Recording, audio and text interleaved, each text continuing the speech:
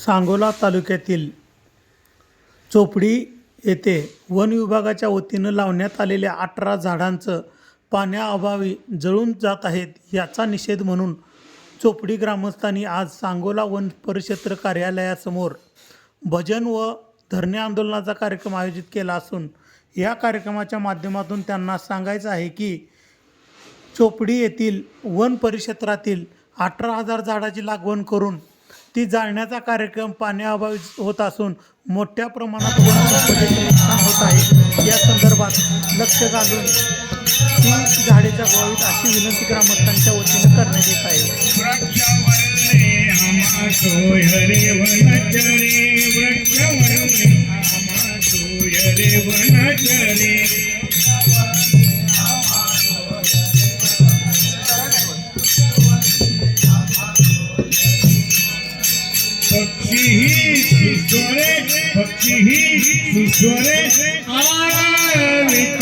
पक्षी सुस्वरे आराविति वृक्षवल्ले आमा सोयरे वनचरे वृक्षवल्ले आमा सोयरे वनचरे वृक्षवल्ले। वन विभागाच्या भ्रष्ट बेकायदेशीर कारभाराचा या भ्रष्ट अधिकाऱ्यांचं करायचं काय? चोपडी ग्रामस्थांच्या वतीनं धरणे आंदोलनाचं आयोजन केलं आहे। त्याचं कारणच असं आहे की चोपडीच्या वन विभागामध्ये वन परिक्षेत्र कार्यालय सांगोला यांनी 18,000 झाडं 2 वर्षापूर्वी लावली होती आणि ती झाडं चांगली आल्यानंतर त्यांना पाणी द्यायची उन्हाळ्यामध्ये कुठली व्यवस्था केली नव्हती। परंतु आम्ही सगळ्या शेतकऱ्यांनी त्या झाडाची अवस्था बघून गेल्या वर्षी जवळपास 2 कोटी लिटर पाण्याची व्यवस्था ह्या झाडासाठी केली आणि त्यांना पाणी वितरण करण्याची विनंती केली।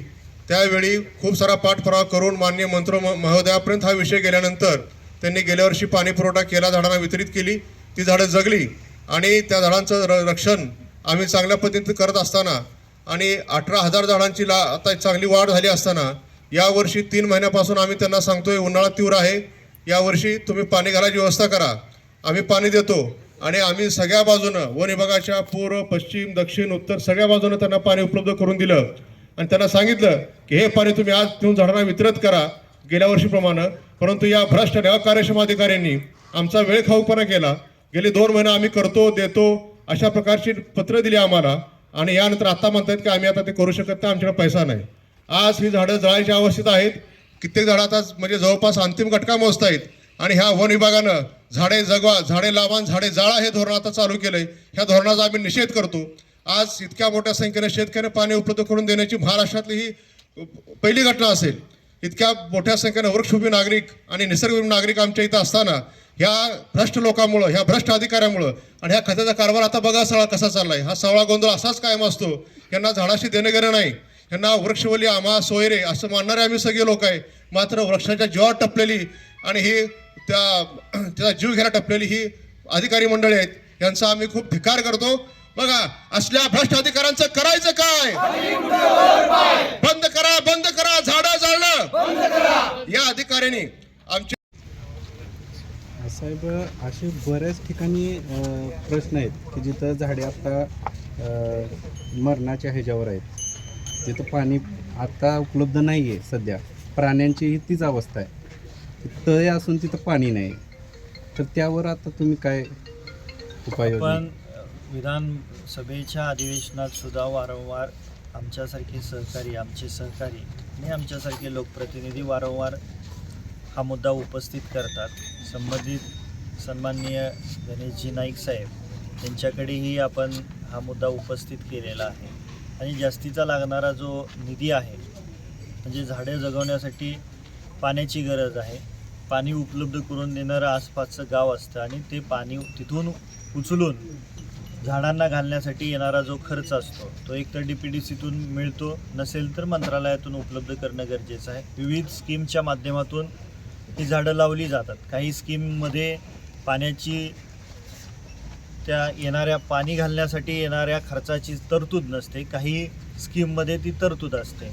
ज्या स्कीममध्ये तरतूद नसते त्या स्कीमसाठी DPDCतून निधी उपलब्ध करून द्यावा लागतो। हा भाग झाला एक।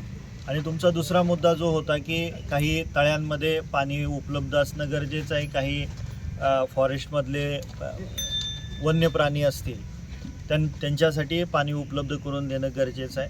त्याच्यासाठी आपण संबंधित मंत्री महोदयांशी मी उद्याच्याला मुंबईमध्ये गेल्यानंतर पत्रव्यवहार करून लवकरात लवकर कशा पद्धतीनं या तालुक्यातल्या जी काही फॉरेस्टमधली तळी आहेत तिथं पाणी उपलब्ध करून देणं आणि जी काही वनीकरणाच्या अखत्यारीत जी काही झाडं लावलेली आहेत वृक्षारोपणाच्या माध्यमातून ते जगवण्यासाठी काय काळजी घ्यावी लागेल ती सर्व काळजी घेण्यासाठी आपण संबंधित मंत्री महोदयांशी पत्रव्यवहार करू आणि त्यातून लवकरात लवकर मार्ग काढू. आज या ठिकाणी चोपडी गावचे ग्रामस्थ आले होते. सर्व गावकऱ्यांनी या ठिकाणी भजन कीर्तन केलं आणि जी काय 18,000 झाडं त्यांनी वनीकरणाच्या माध्यमातून वृक्षारोपण केलेलं आहे. त्याच्यासाठी लागणाऱ्या पाण्यासाठी जो निधी उपलब्ध करायचा आहे तो आपण DPDCच्या माध्यमातून करतोय. समजा नाही तिकडून उपलब्ध झाला लवकरात लवकर तर माझा आमदार फंड असेल आणि CSRचे ज्या काही कंपन्या मदत करतात त्या माध्यमातून आपण करू. साहेब 15 वृक्षारोपणासाठी माझा तो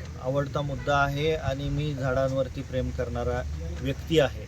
माझ्या खिशातून मी माझ्या जो आमदारकीचा जो पगार येतो त्यातून मी ह्या पाण्याच्या खर्चासाठी तो पगारातून पैसा दिला.